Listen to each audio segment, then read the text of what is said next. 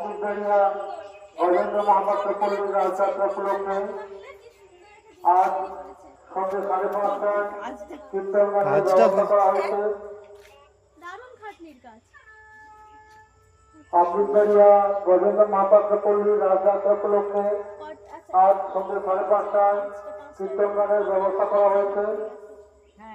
এই গান যারা শুনতে চান আপনাদের উদ্দেশ্যে জানাচ্ছি, সময়টিকে লক্ষ্য রেখে রাজমঞ্চে পৌঁছে যাবেন সন্ধ্যে 5:30টায়। সময় সন্ধ্যে 5:30টায়।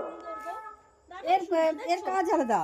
এই সেলাইটাকে কি বলা হয় জানো তো? এই ফুলের যে সেলাইটা দেওয়া আছে একে বলা হয় চাপ সেলাই।